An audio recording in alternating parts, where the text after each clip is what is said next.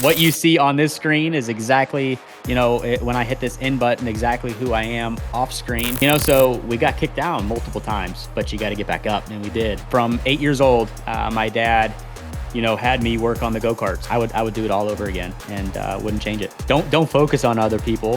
Focus on yourself. I grew up really quick, and I kind of had to, especially in this industry, in this sport. And unfortunately, there's some people in this industry as well that will lead you down the wrong path. What's going on, guys? Welcome to the first ever episode of the Pit Crew podcast. Today, we're coming at you live with Chris from Drive Smart, Robert Hill. We got a special guest on tonight, and that's going to be NASCAR driver Kyle Weatherman. Can we talk about Dilby? Dude, you absolutely killed it right there.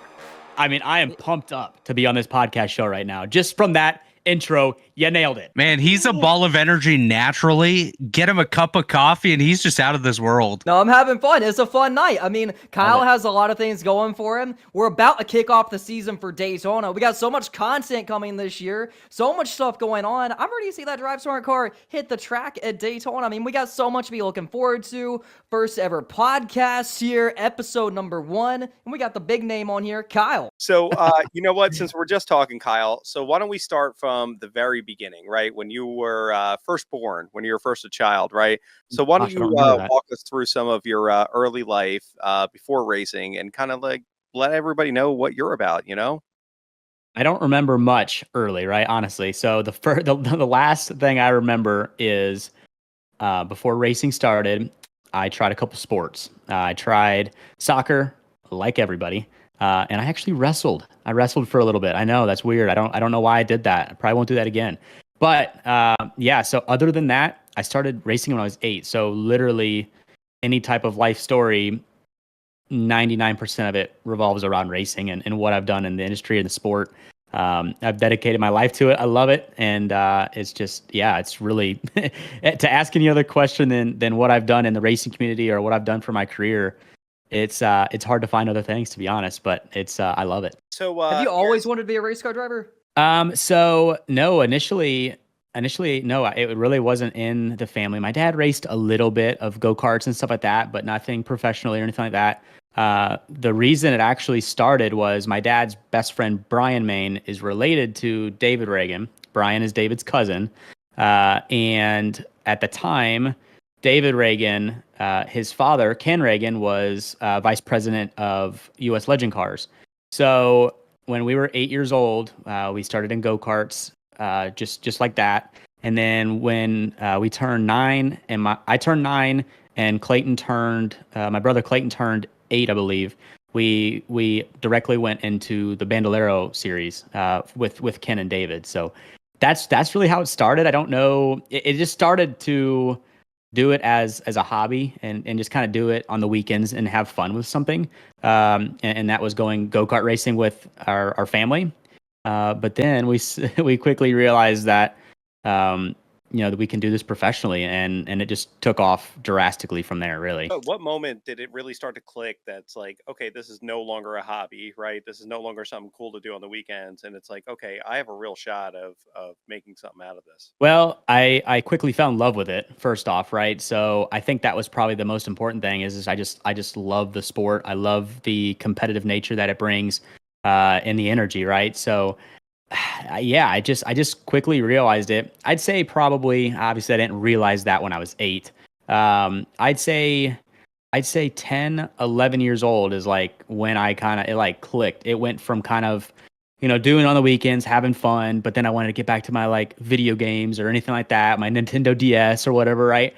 I'd say from like 11, 12 years old is when I really realized like, all right, I want to do this. Like I want to be on the highest stage of racing in NASCAR, and we're going to do this. We're going to make it happen. So thank you to my dad. I'm a very dedicated, very hardworking person, and we're going for it. So yeah, I work harder than everybody around me. I have more energy than everybody around me, and just, yeah, we have fun with it too. That's the most important thing. And was it always NASCAR for you, or were you looking maybe the open wheel side of things? I know around that age that you mentioned, 9, 10, 11, guys are thinking, do I want to go IndyCar? Do I want to go NASCAR? Was it always NASCAR for you? Yeah. No, there was no other question of what I wanted to do. I think the reason that probably was the relationship that we had with David Reagan, and then I kind of missed a quick tidbit, pretty important one too. So when we were 11 and 12, when we bought Legend cars, we actually bought all of the Legend cars from Chris Buescher, and the guy that basically raised me from 11, 12, 13, 14, 15 years of age was Michael Harper, and we traveled the world with him, and obviously Chris has been a huge part of my career as well. You know, it started just buying the Legend cars from him, but from then on, I mean, heck, I moved in with Chris and Emma at the time, his girlfriend, now wife. I moved in with both of them when I was 18 years old, and lived with them until my mom and sister actually moved out here to Charlotte. So I know I'm throwing a lot out at once. I know it's all sounding kind of confusing and all sporadic, but yeah, no, there's just so many good people in this industry, and that's another thing, is just the relationships that you can create is awesome. So I know you went from David Reagan in the beginning, right, to Chris Buescher. So like, tell us about that. Like, tell us about that journey. Like, how'd you meet Chris, and like, how'd you get involved with him? Yeah, so David was involved with Chris, so that was really kind of the leading sword there in a sense, right? So David kind of sent us down that path, like, hey, Chris is moving up to the ARCA series. Chris has stuff available. It just, and time frame wise, just really worked out. So when Chris was leaving the Legend Car series, we bought all his stuff, and then kind of the person that kind of mentored and kind of trained Chris in a sense, and really worked on his racing craft, Michael Harper, and then we kind of just filled that void and took that spot. So, and then the relationship just grew from there, right? So, Chris and Michael were really close and still are, and it just created a relationship. Chris is from Texas, Michael Harper is from Texas, and we started racing in Texas a little bit, and Chris would come to the track and help me out and stuff like that, right? So it just kind of grew from there, right? And I think the biggest thing is yeah, just having the relationship that started with my dad and Brian, and then moving that on with David Reagan, and then going on to Chris, and the relationships have just stayed, and it's just been a blessing for sure. You talk a lot about your supportive parents. Was it hard convincing your dad that you wanted to pursue a career to be a professional NASCAR driver at a young age? Because obviously that's such a big goal, but now skip ahead to you being 26, you're there, you made it. So how was it back when you were that young age and you're like, I want to be a NASCAR driver when I grow up, and showing your parents that vision? Yeah, I had the best parents in the world. They have been supportive since day one. My dad has motivated me to do better every single day. My mom is absolutely amazing as well. She's my rock. She really is. I love my mom. I'm a mama's boy. I'm not gonna lie. So yeah, she's been a huge supporter. I don't think there's ever been any question from either of those two what they were going to believe that I'm going to be, and what I want to do. The only thing is my mom has been scared, right? Obviously every mother is scared in any type of professional sport. But any type of question of support, there's nothing there. So it's always been there. Let me ask you a question. So obviously, like, getting the product on the track when you're younger, that's the exciting part. You want to compete, you want to win. But what did like the day-to-day look like with your dad, you and your brother? Because I'm sure there had to be a lot of long nights in the garage. Yeah, I was just gonna check and see if my hands were dirty. They kind of are, not really. I've got some callus. I from 8 years old, my dad, had me work on the go-karts, right? So whether it was just cleaning them, changing the gear, changing the sprocket, changing anything that I wrecked, yeah, I've been involved since day one. Now, the early age, I was not for it, right? I didn't want to do it. I wanted to go back and play video games, play my Nintendo DS, all that stuff, right? But installed it very early, and I cannot thank him enough for that. Because yes, it is still in my DNA now. So I actually work 7 to 5, 7 to 6 at the shop here in Mooresville. Mario has 2 locations on the Xfinity side. He's got one in Florida. He's got one here in Mooresville. I work in the Mooresville shop. And yeah, I mean, anything that has to happen on these cars, we're putting the motor in tomorrow for the Daytona car. I was helping mount the seats. I was making leg boards. It doesn't matter, right? Anything that has to do with an Xfinity car, I can tell you just about every single nut and bolt and what it does and why it does it. And I think when I show up at the track on the weekends, I think that is huge. Whether I'm smelling something that's not right, whether I hear something that's not right, I can kind of diagnose what it is and why it's doing it, and give the pit crew members a little bit more of an advantage of what they've got to bring and what kind of tools they have. And heck, I can even tell them what wrench they need. If they need 9/16, half inch, right, I can tell them what they need. So just knowing more about my craft and what I'm doing is super important. I mean, you see all these NFL players, right?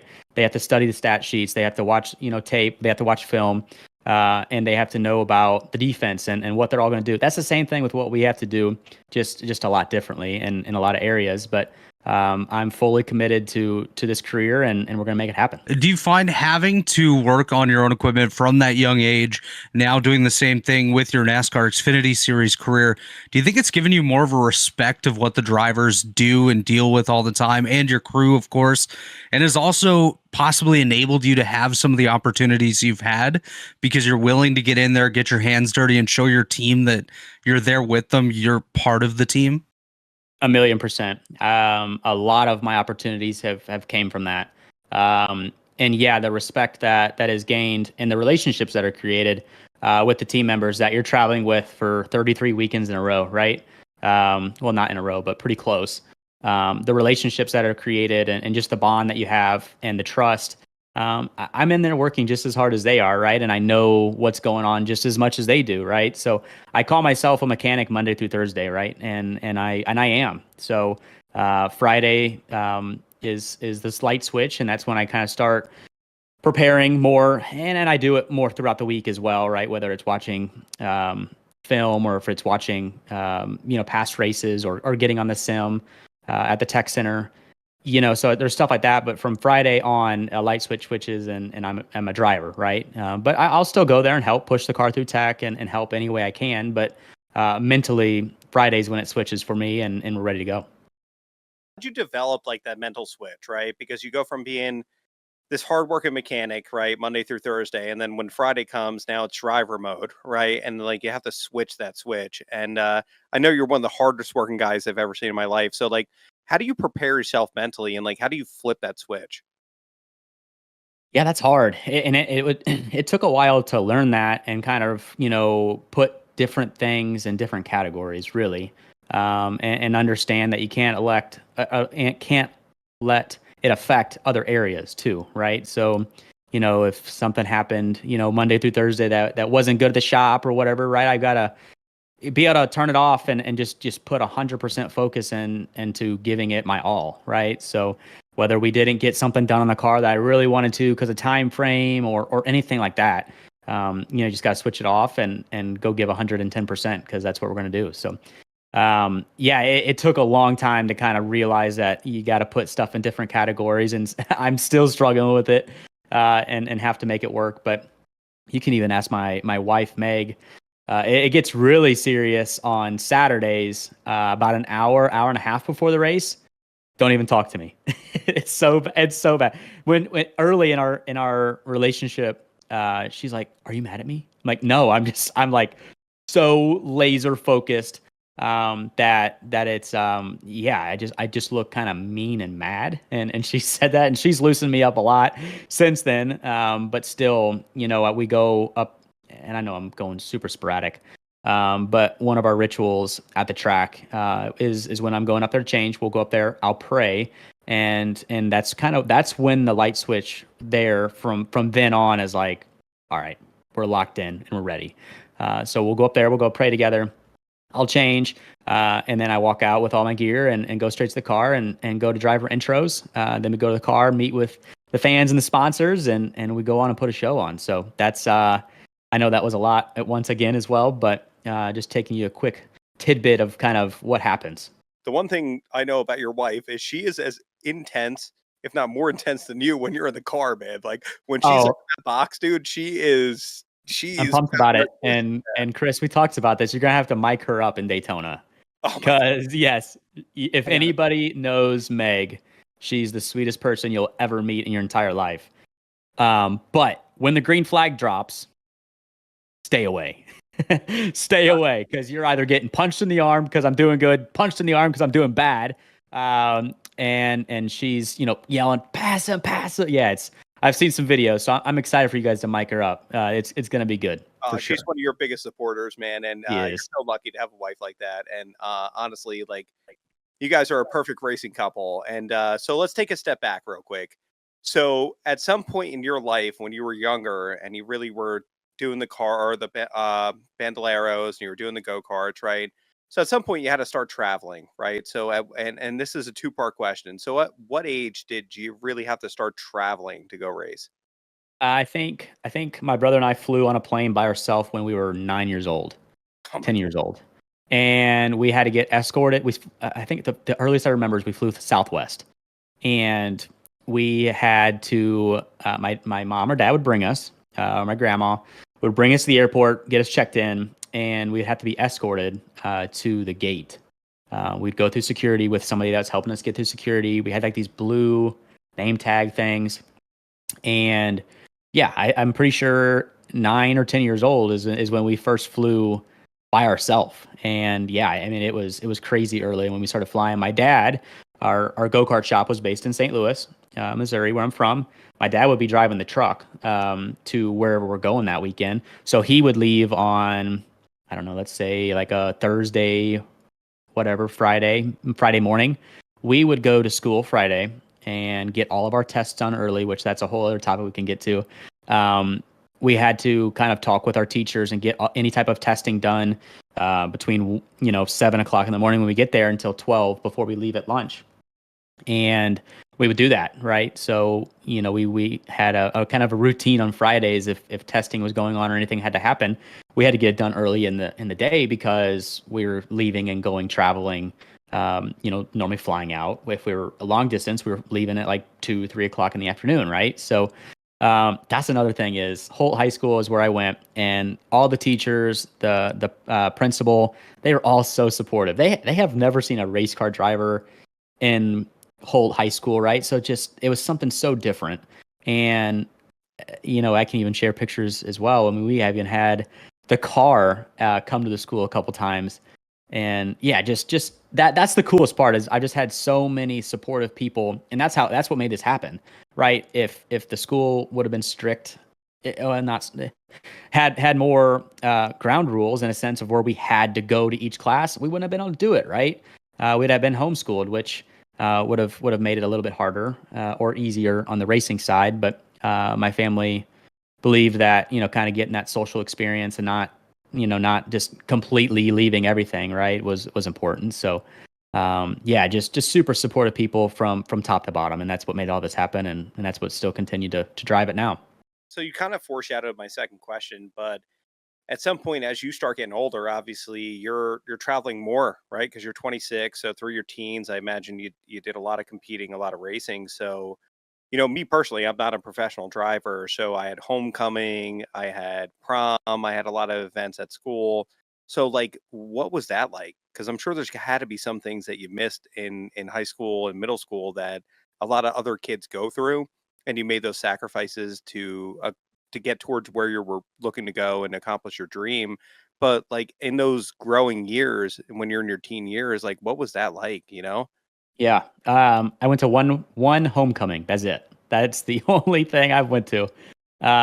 Missed everything else. And I would look at it now and I would turn around and do the exact same thing again. I had a lot of good friends in school and definitely missed some of that aspect in a sense, right?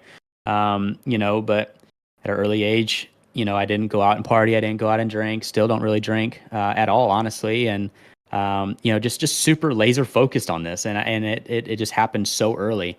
But yeah, to answer that question, there's a lot of stuff, Friday on that, normal kids would do that I missed. And, looking back at it, it's sad sometimes in a sense, but at the end of the day, if you'd ask me right now, and you basically did, I would do it all over again and wouldn't change it. Absolutely. So you seem very locked in for this season. Obviously, you got married, you full-time bride for the Xfinity Series. The season's coming up. Does this season feel any different? I see you in the gym every day on social media. You're working out. You seem very, very, very focused. Does this season feel any different versus previous years?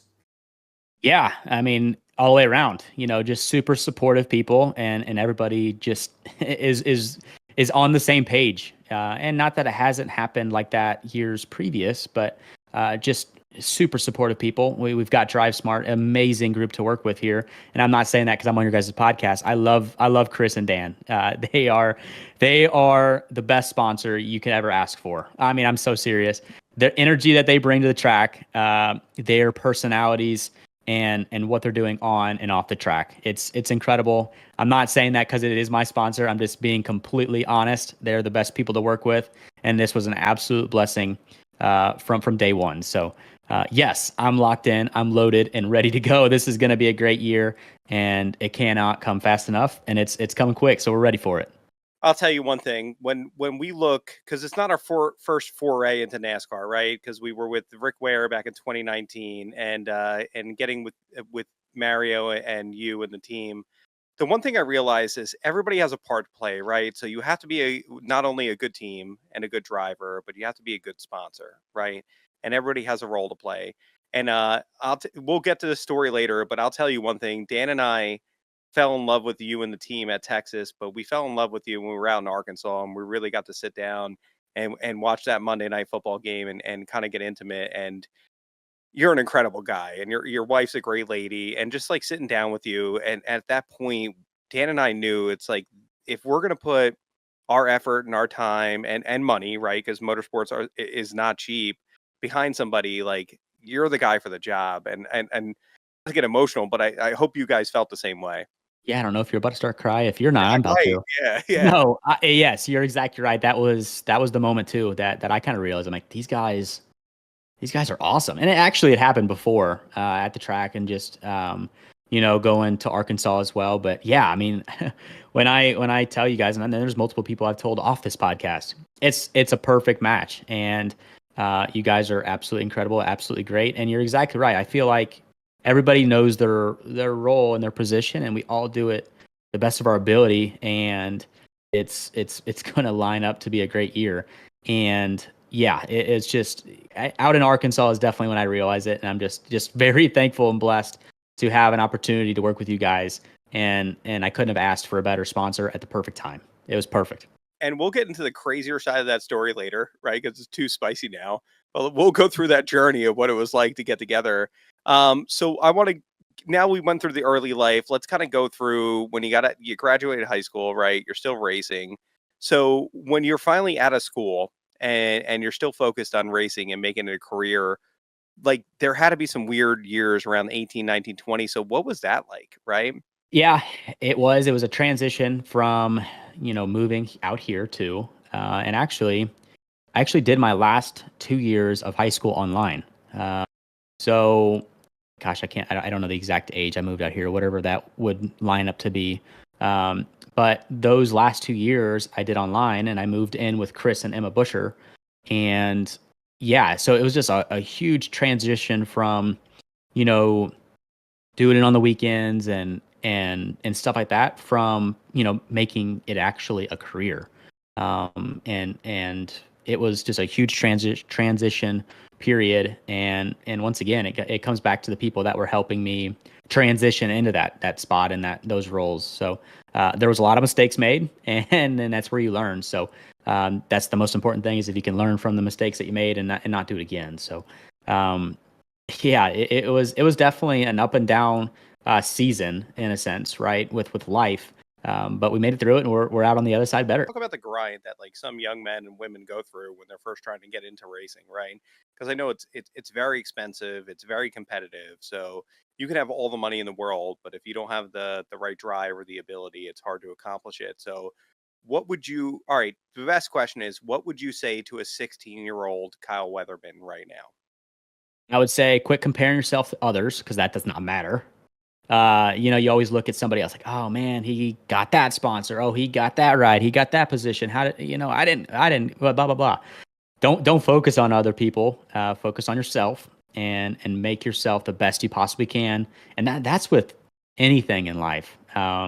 Just absolutely do any position the best of your ability, create as many relationships as you can, and treat other people like you want to be treated. And life will be great. So there's a lot of stuff that, that I wish I could have done differently for sure. But that would probably be the two things that I would say to myself is quit worrying about other people around you, and who got what opportunity and why you didn't, blah, blah, blah. Don't worry about that. And then, treat others like you want to be treated, on and off the track. And yeah, those are the two most important things in this industry. I feel like, and there's a few others, but those two are definitely top ones right there. And Chris mentioned being 16 years old. That was about the time that you linked up with Roush and their development program, at least as per Wikipedia. That could be way wrong. What lessons kind of did you learn from that opportunity? And maybe is there something you would have done differently with that experience that could have put you down a different path? Yeah, you go back and look at stuff, and stuff could definitely have went differently for sure. But I think personally, I think I would have just maybe used the relationship a little bit more, and kind of leaned on more of the smarts in that company or that industry. So, and that was the problem, right? Dad and I didn't know what we were doing. We were just listening to other people, and unfortunately, there's some people in this industry as well that will lead you down the wrong path, or and do it on purpose in aspects or ways. There's sponsor hunters out there that, it's you get to the nitty gritty, and some part of this sport is not fun to deal with. And we went through some of that definitely early in the career, and got taken advantage of a couple of times in multiple areas. But once again, you can go back and look at stuff and be like, man, I wish I could have done that differently. But we learn from it.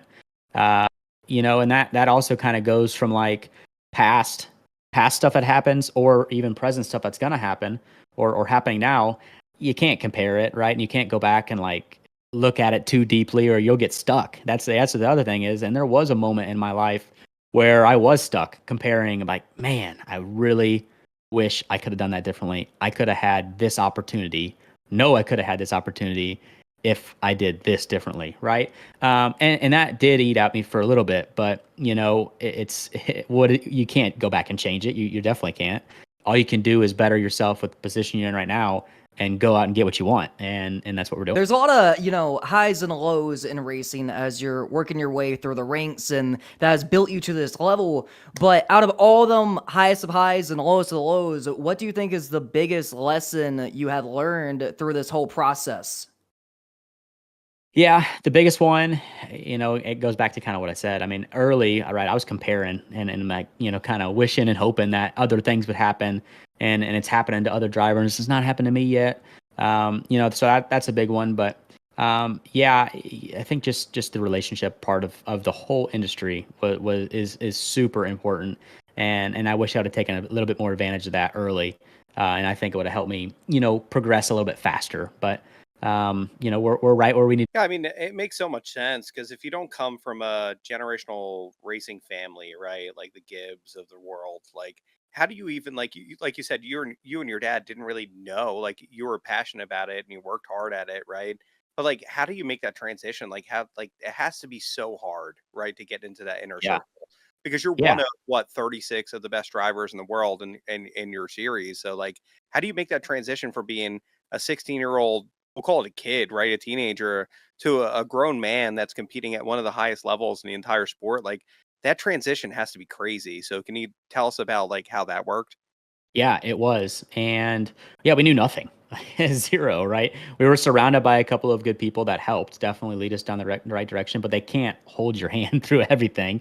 So we got kicked down multiple times, but you got to get back up, and we did. And yeah, that was the hardest part, right? Just the roller coaster of this sport and of this industry. Very thankful and blessed for what my dad was able to do. But yes, he wasn't loaded by any means, right? He was able to help afford the go-kart, the Legends, Bandoleros, and a little bit of the ARCA.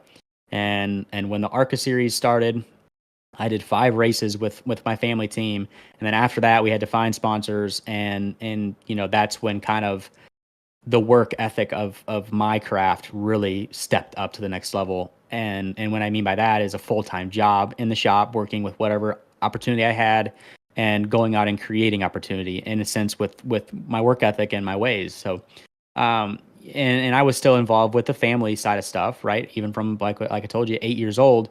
But from after those 5 races that we did with the family ARCA series team that we had, from I guess that would have been 15. When I turned 16, it was going and getting a job, right, and trying to balance working school and a job and just balancing everything. So yeah, it was very, very.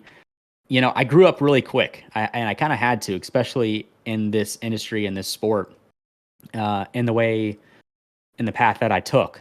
So and what I mean by that was when I was, let's say 12, I had to act like I was 15. When I was 15, I had to act like I was 20, right?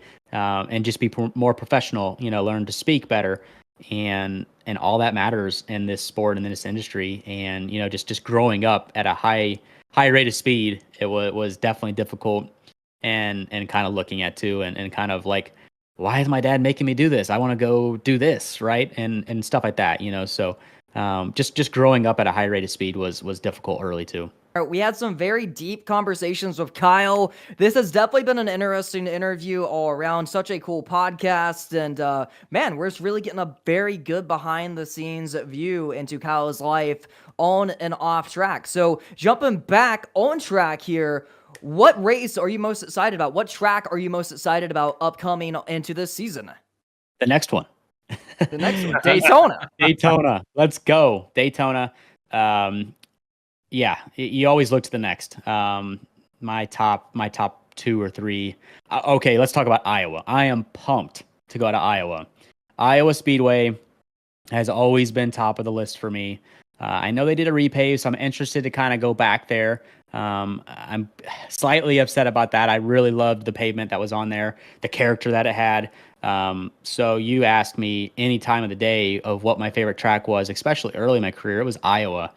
So I've never raced there in an Xfinity car. Super excited for that. But my 2 other ones are Darlington and Homestead. I love those 2 places. Low grip racetrack. Got to get up on the wheel, get up by the wall at both of them. Yeah, I love those 2 places. Ran good at both those 2 places. So those 3 are highlight ones for me. But yeah, it's whatever the next one is my most important one. And I want to ask real quick, just looking back on your career coming up, obviously you had quite the grind advancing your way through the stages of racing.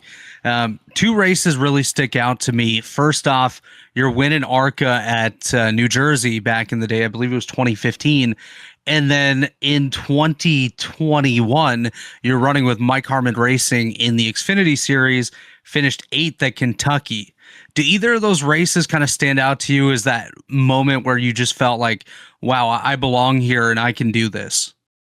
Yeah, I mean, obviously winning on a road course in the ARCA series, and if you want me to get super personal, that's what's eaten me up a little bit in my early career. Is there's so many races you can go back and look at that I shoulda, coulda, woulda won. I've ran 50 ARCA races, and I think I finished second like 12, 14 times. It was ridiculous. And that, that gets at you. I'm not going to lie to you, and that kind of ate at me for a while, but I think where I was at in my craft then and where I'm at now, and the patience that I've learned, and the mistakes that I made on track early in my career, obviously anybody in any type of sport, if you knew what you knew now, you'd be way better back then.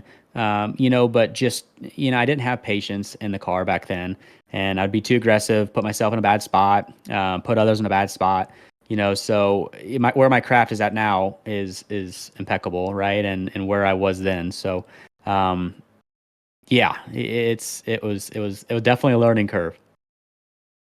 Let's get into the intimate side of the business now. Right. So, you get into ARCA, you're growing into yourself, but obviously it costs a lot of money. And from from everything you've explained to us, it's not like you came from you're not Bill Gates' son, right? With all due respect, like you didn't come from a multi-billion-dollar family, so it costs a lot of money in motorsports. So at some point, you have to start chasing down sponsors, right? And like, what's that like, right? Like, how is that? How do you even start doing that at such a young age?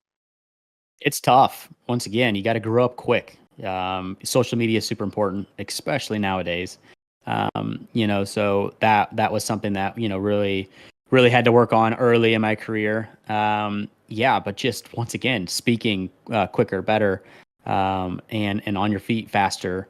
Knowing what brands want and what you have to give them, and that's the crazy part is every single brand is different in so many other aspects, right? So putting marketing decks together and putting proposals together and stuff. I'm not very good on a computer, and that's hard, So once again, having relationships with people that are better in other areas that you need help in is super important. And I think that's another thing that I should have learned quicker. Is it's all right to ask for help, If I would have asked for help a lot earlier in a lot of areas, I'd have been a lot further along. So, but yeah, the business side, it's tough. It is a hard industry, and really looking at it, there's not another sport besides the racing industry. Now that goes with like F1 and all that kind of stuff too. There's not another sport that has to deal with stuff like that in a sense, right? You look at football, and the reason I use football is because I'm a huge football fan.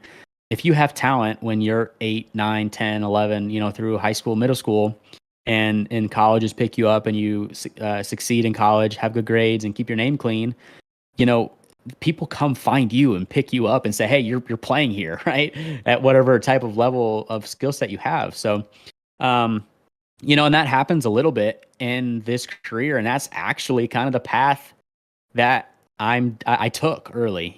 I didn't have, the money to go make it happen. So I had to make it happen in other ways. And I think the biggest asset that I had was working in the shop. I went early and worked at Mike Harmon Racing, went and worked at Rick Ware Racing, and just was there, visually there. Wasn't driving anything. I went there and worked. From when the crew chiefs and everybody started getting there in the morning, I was there either when they got there or there before them, and walked in and turned the lights on with them. And I was just a mechanic, and just I was ready for an opportunity, right? And always ready for an opportunity. And, there was multiple times where just right place, right time. Someone got sick, someone got hurt. Rick Ware, Mike Harmon gave me opportunities multiple times just for everything that I was putting in and the effort that I was putting in, and just everything aligned, whether a sponsor came through and they kind of was able to pick a driver, which then they picked me kind of thing, or however it happened, right? So just the hard work, the dedication, the grind, and the effort that I put in early and still do is I feel like what generates a lot of opportunity that I have. And it's tough. It's a lot of, and that's why I had so much time to compare to others, is because I wasn't driving at the time, right? So I'm like, man, I'm busting my tail to get this done and get any opportunity. And you've got people that just get it handed to you, and it's tough, right? If you look at it in that area or that kind of direction, So yeah, 100%. You know what I live by, and not to get super deep, but my whole motto is hard work beats talent when talent doesn't work hard, right? So you could be the most talented person in the entire world, but if you don't work hard, like, it's really hard to get all the things you want. And yeah, some people have it handed to them, and that's life. And I have no problem with that, because that's great. You've been handed a good deck of cards, right? But if anything, like, you got to work hard, and with your journey, you've worked your butt off, right, to get where you are, and you work harder than really hard. I'm not going to say harder than anyone else. I don't want to make any comparison, but you work really, really hard, and you're in the shop all the time, and you're grinding, and you're pushing yourself, and you're pushing your career, right? So that's really, really incredible. So I guess my question to you at this point then is, like, what does it look like now, and what does it look in the future, and like what are your, so short term, medium, long term, like, what are your goals? Short term, just absolutely, go out and show what I can do. Yeah, this is an amazing opportunity. Mario has built a lot of nice race cars in this off season that I've been a part of and helping put together, and the field is stacked. It is stacked compared to really any other, series or season that we've had in the past couple years, really since COVID. When COVID hit and then we came back, the preparation and the money that had to get spent, and what teams were putting into the cars to be prepared for, at the time, just showing up and racing. And it was tremendously different than when COVID was before COVID hit, right? So to get a little bit more into detail of that, we have to pull the cars down and get the loads correctly, right? Because you can't go out, just fire off in the race and be killing the racetrack and hitting really hard on the racetrack. You're obviously not going to be good, right? So there's so many areas that had to ramp up and be better, whether it was the engine program, whether it was the gear and transmission program. Like, you couldn't have any problems or you're going to get knocked out of the race early, right? So any type of problem that you could have worked through initially early in practice or even qualifying, after qualifying, you had to step up your game in those areas and spend a little bit more money to not have that happen in the race, or you're going to finish 38th, right? And 38th doesn't pay very well. And then just the intensity of preparation and cars that were being put on track from COVID on has just skyrocketed, and it's still going up now, and it's kind of leveled out. But because the reason it's leveled out is because every team, with whatever budget they have to work with, is being spent. And it's just ramped up the field and the talent and everything with involved, and that's awesome for me. I love it, right? It makes me work harder, makes me just work that extra little bit, and everybody's kind of had to do that too. So the industry is incredible right now with where it's at. Honestly, like, as we look at it, a lot of people are saying that this is the most competitive season that you're going to see in the Xfinity Series, right? So we'll take a little bit of a step back, right? So you're in your full-time year with Mario, but how did you get linked up with DGM and Mario Gosling? I know. I want to apologize first. I mean, you asked me one question, and there was like two questions in it, and I start like going off, right? So I like listen, tell your story. I start rambling. I'm going all over the place. But Mario, getting to Mario, yeah, I mean, just a relationship that was created at the track. At the time, I was driving with Mike, and just was seen and noticed, and just would go up and introduce myself to people, whether it was the team owner, whether it was a mechanic, whatever, right? Is just creating those relationships. And I can't go back and remember exactly the first place I met Mario or whatever, but the first place I drove for him was Daytona 3 years ago, and drove 5 races for him. And ironically, so I've driven, there's been more teams now, but at one point in time when I drove for Mario, all 3 teams that I drove for, I finished 8th. And that was a pretty cool stat. And that's actually my best finish still to this day right now, is 8th in the Xfinity Series. But finished 8th at Kentucky with Mike Harmon, finished 8th at Atlanta with Mario, and then finished 8th with Jesse Iwuji at New Hampshire, I believe it was. And then I've driven for other teams that I haven't finished 8th with now. But that was a cool stat for early. But just the relationship was just created, and it kind of just took off from there. But Mario is a super, super competitive person, just like me. I mean, you want to talk about a hard worker, he's one of them. He's the owner of the team, and he'll work circles around you. Watch out, because I'm telling you, he's there before you.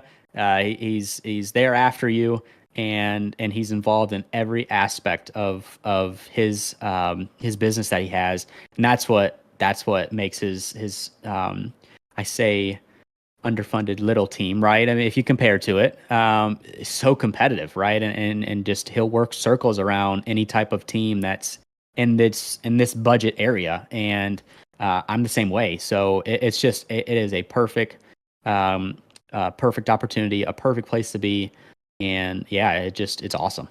Can we get into the spicy stuff for a second? Let's do it. All right. So when we went through the process of figuring out where we wanted to be as a sponsor in 2024, we had a meeting lined up the same day as Texas when you were racing. And the gentleman, I'm not going to name names, showed up like 2 hours late in like this pinstripe suit. And when we met Mario and the team and you, and like Mario's got a wrench in his hand and you've got a wrench in your hand, everybody's working so hard. And I know, listen, you don't have Dale Jr. money. right? Like you're not dealing with that type of budget, but everybody on that team works so incredibly hard, right? From top to bottom. And that's like really how we fell in love with you, right? Because like you've met us before and we're really like we're a family oriented business. We really love what we do and you got to work hard at it. And you've been in the industry for a long time and you've seen a lot of different phases like at Mario and at DGM it's got to be different, right? It is, and you nailed it. It's family oriented from top to bottom. Mario's whole family works for DGM. So everybody's involved in the sport and in that company, and they all have a hand in it, and they all work together, and they all know their roles and their spots, and they all do everything they can to make any type of opportunity the best it possibly can. And you nailed it, and you're exactly right with the same business that you guys had. It's a family business, family oriented, and that's super important. And that goes back to like the relationship side of stuff, right? Just the relationships that Mario has in his business are just super important to him, and that's why I feel like it succeeds. So he's got great people working for him. On the employee side, and obviously his whole family too. So it's a perfect fit, and it's exactly kind of how I grew up too. Obviously, same way you did, Chris, and so did Dan, and that's why this all works together so well, and it's a perfect fit. Okay, so for all the new Kyle Weatherman fans out there, is there anything that you want your average NASCAR viewer to know about you that maybe they don't? Like, from my point of view, I'm seeing a very hard-working young man who didn't give up, who's very passionate, who's willing to do whatever it takes. Kind of what do you want them to know about you, and what do you want your story to be come the end of this career? Just the fact that you didn't give up and kept working hard and kept trying?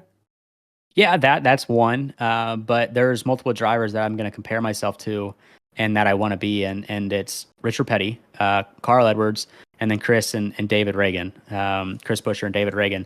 Those are the three that I kind of model myself off of in a lot of ways. And what I mean by a couple of them is I'm real. I'm a super person, a super person that's going to come up to you and talk to you, whether you're a fan, whether you're what, it doesn't matter. Right. And I'll be super personal with you guys and talk to you guys. And, you guys are the reason we're able to race on the weekends. So, yeah, I'm not stuck up. This is what you see on this screen is exactly, when I hit this end button, exactly who I am off screen.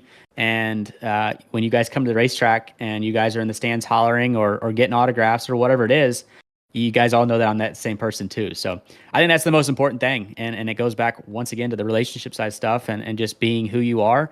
And yeah, I'm not different on screen than I am off screen. And I think that's super important. And I have two questions here for you before we wrap up here today. You mentioned you've been with a couple of teams in your Xfinity career. By my count, this is 9 teams with DGM. How good does it finally feel to have a home, somewhere where you belong with a family, getting to the racetrack and having a good time? Yeah, it's super important. And I found out the earliest in my career ever this year of going full time and having great partners like DriveSmart, right? What made that happen? And be able to know, and it worked out perfect too, right? It was before the wedding and all that stuff, right? Where I could have been stressed out of my mind. So just I found out super early, and the earliest I've ever found in my career, and it was somebody and with some people that I wanted it to be with, right? So that's what makes it even better, right? Is it's not something that has to be, dreaded or wishing things could be different. No, it's exactly with the people that I want it to be with, and I've got the exact partners that I want it to be with too, and it's gonna be awesome. Definitely exciting for you. And my final question is, what would make a successful season for you with DGM, with DriveSmart out there in the NASCAR Xfinity Series? We're going to go win a race is what's going to happen. We're going to be in the playoffs. So look, we have high expectations, and it's going to be tough. I mean, it's going to be super tough to have any of those expectations that I just listed succeeded. But you know, and if it doesn't happen, you know, we go try to do it again next year, right? But at the end of the day, I mean, I think those goals are super possible. Now, is it going to happen every single weekend that we're going to go win races? No, but I mean, we're going to show up to the racetrack every single weekend expecting to do that, and you never know when it's going to happen. It could be Daytona, right? And then those two goals that I just had are checked off in one time, right? You win a race and you're locked in the playoffs for the most part. So, you know, and it can happen as early as Daytona, or it can happen any of the races following that. So, and those are the expectations that I have. But we're going to be smart with it and realize what positions we're in the race and throughout the race, and just position ourselves the best we can. But those are two goals that I have. Yes, they're very high goals and expectations set, but set for the moon and see where they'll go. Absolutely. Thanks so much, Kyle. So obviously, congratulations on the marriage. How big of a help and support has Meg been in your racing career and your personal life going into this great opportunity that we have set for 2024? Huge, huge. I was a train wreck before her. Yeah, she helps in every aspect, whether it's just being my rock, right? So that, I mean, that's just the best way to put it right there. So, I mean, but she helps in every single aspect and area of my life. It's yeah, there's nothing. Yeah, it's perfect, and she's definitely. I couldn't have asked for anything better. She is amazing in every single area, on the racetrack, off the racetrack, at home. You know, traveling, she just helps out, and I was, like I said, I was all over the place, had no control and rhythm with life or anything before I met her, and I didn't even know it, right? So, but yeah, no, she's perfect, she's amazing, I love her. Been a great interview, Kyle. We love you so much, and we are so excited to see you out there in Daytona. And I know you've been working your butt off. The entire team has been working their butt off, and make sure that you tune in a few weeks and go ahead and see this race. And with that said, brother, you have a great night, and we'll see you in a couple weeks. All right. Yes, we'll have to do this again. I love this podcast, and it's gonna be great. But we'll see you guys in Daytona, baby. So much fun. Thank everyone for tuning in to the first ever episode of the Pit Crew podcast presented by Drive Smart Warranty. And we'll catch you next week, next Thursday night at 8 p.m. Every Thursday night, we'll be hitting you with a brand new episode. So tune in, and thank you so much for tuning in here tonight. We'll catch you all in the next one.